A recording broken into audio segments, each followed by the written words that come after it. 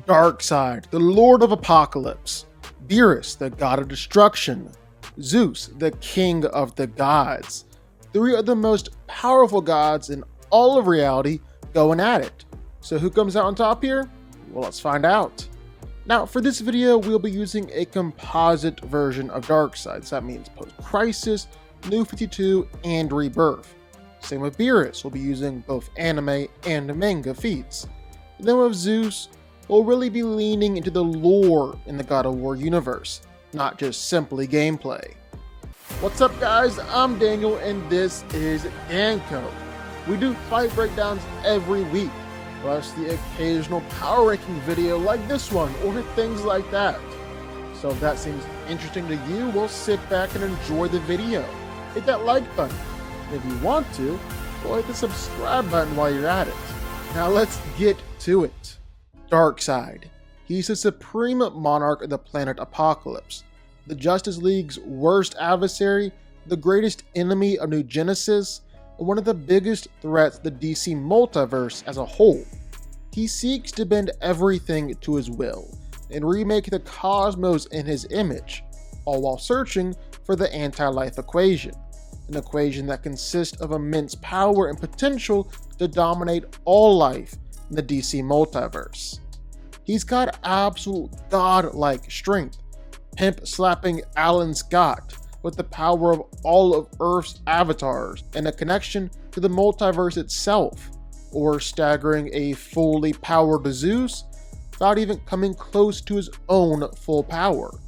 He was able to go toe-to-toe with the Anti-Monitor in an absolutely devastating fight, or fought against the High Father for 7 days and 7 nights straight, completely destroying the planet in the process. He can simply walk through attacks from the Justice League no problem. He can survive planets being destroyed around him. Remember his fight with Alan Scott where he was fully connected to the multiverse? Well, Alan Scott finally stopped holding back and hit him with everything he had, the force of all planet Earths in the multiverse. And Darkseid was still able to pick himself up and keep standing. Then of course there's the Omega effect. Darkseid has complete and total control over his Omega beams, meaning that he can lock it onto a target and follow them around wherever. They're powerful enough to hurt Superman, hurt the Anti-Monitor, and hurt Superman some more. And if Darkseid so chooses, they're able to completely erase anyone they hit, completely erase them from existence altogether. Beerus is the god of destruction in Universe 7, the universe with all our main heroes, and his primary responsibility is keeping the universe in order. He's the brother of Champa, the student of Wiz, one of the most powerful warriors in all of Dragon Ball history, constantly pushing Goku and Vegeta to reach his power level. He can destroy planets like they're nothing and absolutely loves food. He'll save a world if they have delicious treats, but destroy it if he doesn't like its food. Basically, Beerus is a force to be reckoned with. Beerus has absolutely insane power, to the point where he can easily send a Goku flying with just a flick. He can overpower and hold back Vegeta, beat Vegeta with just a flick of his wrist while only using 1/10 of his power. He can easily defeat Buu and Gohan. Then there was his big fight against Goku. It was said that Beerus and Goku repeatedly hitting each other was sending out powerful enough shockwaves that were threatening to destroy the universe and reach the Kaiotian realm. Then the same thing was probably going to happen with his fight against his brother Champa. Gods of destruction are never supposed to fight, because they're so powerful that if they fight, they'll mean the destruction of multiple universes. And then there's Beerus' key. He can blow up a planet with absolutely no effort whatsoever. He can destroy a planet with a sneeze, even destroyed the sun and stars before. His blast with Champa would have threatened to destroy the whole universe. He can even shoot out blasts that could have killed several gods. Overall, Beerus is one of the most powerful and versatile characters in Dragon Ball history. He's well above the likes of Goku, Vegeta and Frieza, and is even arguably above other gods of destruction. Zeus, the king of the gods, is the ruler of Olympus, the son of Kronos the Titan, and the father of many gods and demigods, including Kratos. For a millennia, the gods of Olympus ruled all of creation, governing the fundamental forces of nature and order. And Zeus? Well, he ruled all the gods. Zeus is far and away the most powerful of all the Olympians, as he well should be. Zeus wields power no other god can possibly match, wielding much more power than even Gaia, the Titan embodiment of the Earth itself. And we see that play out, completely dominating Kratos and Gaia at the same time with just one lightning blast. He can also throw lightning bolts all over the world. He can alter the weather in the Mediterranean with a breath, and has the physical strength to completely and totally dominate Kratos in a fight. He can take and survive beatdowns from Kratos. He's fast enough to completely blitz Kratos and even teleport throughout a fight. And then, of course, you can't overlook the creation of the Blade of Olympus. In order to do this, Zeus has to create a tornado that completely dwarfed mountains and manipulated the heavens, hell, the seas, and the earth in order to fill the blade with the powers of all of it. And not just that, he actually channeled and manipulated the power of the god of war Cosmos into the sword itself, meaning that it has enough power to wipe out the entire Titan hierarchy, so including galaxy and universal level beings like Kronos and Gaia. So who wins? Well, let's break it down. Now these are three powerful universal villains, and yeah, all of them are definitely universal.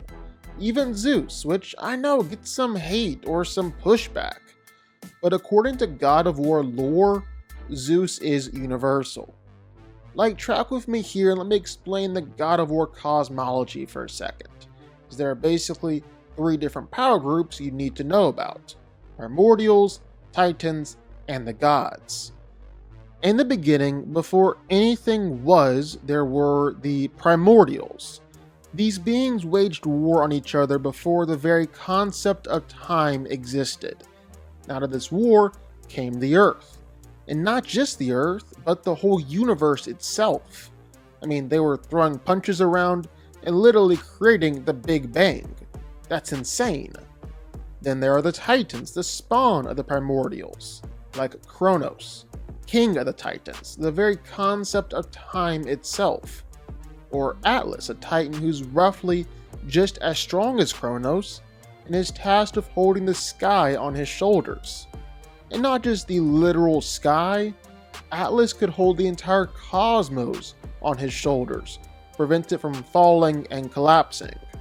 And in God of War, the sky and the entire cosmos has been suggested a few times to be literally infinite and limitless. And then comes along Zeus with the Blade of Olympus, a weapon that he created all by himself. And he's able to use it to end the Great War with the Titans and banished all the Titans to Tartarus, so completely overpowering a whole bunch of basically gods all by himself. And ironically enough, this great weapon ended up being used against Zeus. Kratos used it to kill Zeus. And Zeus was actually so powerful that he was the only god to ever be able to overpower the blade. He came back from the dead in an astral form this time, was able to wield the power of the concept of fear itself, meaning that Zeus is straight up wielding and manipulating a concept. And when he did finally eat it at the end, well, his death and his absence plunged all of Greece into pure and total chaos. The problem is, Beerus is also a universal god. He might be a more powerful universal god too. For starters, easy argument to make that Beerus is faster and stronger than Zeus. Zeus is faster than the lightning that he controls, and he can instantly teleport in a fight. But Beerus is no stranger to dodging lightning, and teleporting in fights is pretty common in Dragon Ball, and Beerus has showcased way better speed and way more consistent speed on top of that. Same with strength and durability. Zeus was able to fight on par with Kratos, but was eventually overpowered and beaten. Beerus was able to fight on par with Super Saiyan God Goku while holding back, and they were threatening to straight up destroy the universe. And if him and Champa ever really fought, it would mean the complete destruction of two universes, Universe 6 and Universe 7. And if you want to scale the universe in God of War up to limitless or endless levels, well, you can easily do that for Dragon Ball 2, and then some. You can argue just as well that each universe in Dragon Ball is infinite, and not just that, but that there are actually several infinite different universes or realms within each universe. Now, I do actually think it's possible that Zeus could beat Beerus in a fight. But it's really if you just look at what some writers have been saying on Twitter and take it as the word of God, even if it contradicts official in-game lore. Basically, they took to Twitter to retroactively give God of War characters a major boost in power, a lot like what J.K. Rowling does with Harry Potter. But based on everything else, so actual feats, in-game lore, Beerus should win in a fight. Zeus might still be universal, but Beerus has shown that he's consistently more powerful. At least that's how I see it. Beerus could kill Zeus just like Kratos did. And then Darkseid will be able to beat Zeus even easier. I mean, Darkseid already beat and killed Zeus. That was when he wasn't even at full power. He was still in his teenage form and was trying to absorb power from other people in order to reach his former level of power. So he came across Zeus, fought Zeus, killed Zeus, and absorbed all of Zeus's power. And I know Zeus in DC isn't the same as Zeus in God of War. But you know what? You can actually make an argument that Zeus in DC is the more powerful one out of the two. Zeus defeated Cain Melohe and killed him in his own realm. And when in his own realm, this guy was powerful enough to create all the cosmos. Or Zeus beat the Shattered God, who was heavily implied to have caused the Big Bang. Or better yet, when in his true form, Zeus actually exists outside of the multiverse as a multiversal fourth dimensional entity, and Darkseid beat him. And you know what? For Zeus being a fourth dimensional being, well, you can say the same thing about Darkseid too. That's right, I'm talking about true form Darkseid. Now, for a long time, true form Darkseid was just seen as a myth, something that a bunch of fanboys created on battle forums to make sure that their favorite Lord Darkseid never lost a fight again. But in reality, true Darkseid has always been there, since the days of Jack Kirby. You just kinda needed to know where to look for him. See, Jack Kirby created the new gods to be Platonic concepts, with Darkseid meant to be the Platonic concept of evil, to represent all the darkness of the reader themselves. That was always the original goal, but it's really only been since recent times when Grant Morrison wrote Final Crisis and made the map of the multiverse that all the pieces kind of snapped into place and we got to see the full picture as intended. So let's start with this. Darkseid is a new god and the ruler of Apokolips, but the universe where the new gods exist isn't actually a regular universe, but instead exists outside of the DC multiverse altogether. It exists inside the sphere of the gods, or the fourth world, and outside of the normal multiverse, or even space-time. So in order for a god like Darkseid to enter into the multiverse, they need to use an avatar, because their true forms can destroy reality. Because remember, like we said, new gods are living concepts. You can't try and cram a 4D concept into a 3D world, just hope that it won't shatter all reality. And so that means that Darkseid is constantly using avatars to operate in comics. And whenever you see him, that's really just a vessel for his power. So that means that every time he fought Superman or fought the Justice League or really whatever, it was really just an avatar. His true form is multiversal in power. Like, let me give you an example. When Darkseid was actually on his deathbed in the Spear of the Gods, was falling from way up there down into the DC multiverse, while he was casting a gigantic shadow that was threatening to destroy the multiverse altogether, or create a singularity that, again, was threatening to destroy the entire multiverse. And then when Darkseid has revealed his true power in the actual DC multiverse, well, he was capable of literally one-shotting the Quintessence, characters who were of the highest order of beings in the multiverse. This group consists of Ganthet, Hera, Highfather, the Phantom Stranger, the Wizard, and the Spectre. And those are some seriously powerful characters. I mean, Ganthet is one of the guardians of the universe.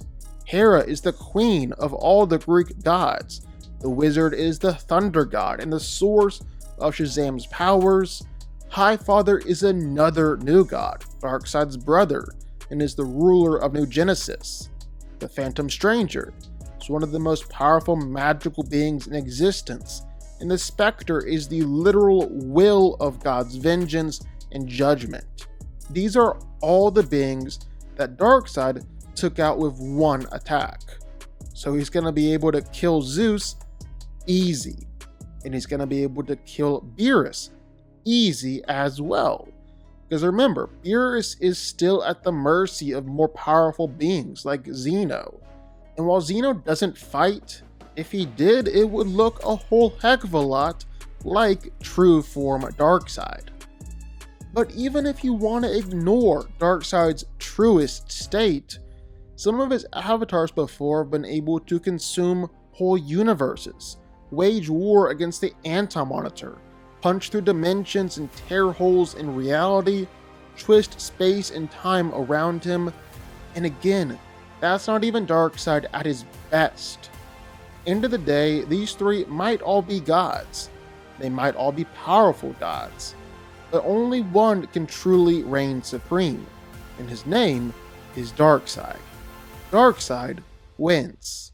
But what do y'all think? Sound off in the comments down below. I know you're gonna have thoughts and feelings on this one for sure. If you stuck around this long and made it to the end of the video, that's amazing. Thank you so much for watching and for supporting us. And if you want to go subscribe, well, go subscribe. You're going to see more videos like this one every single week. I'll see y'all then. I'll see y'all next time.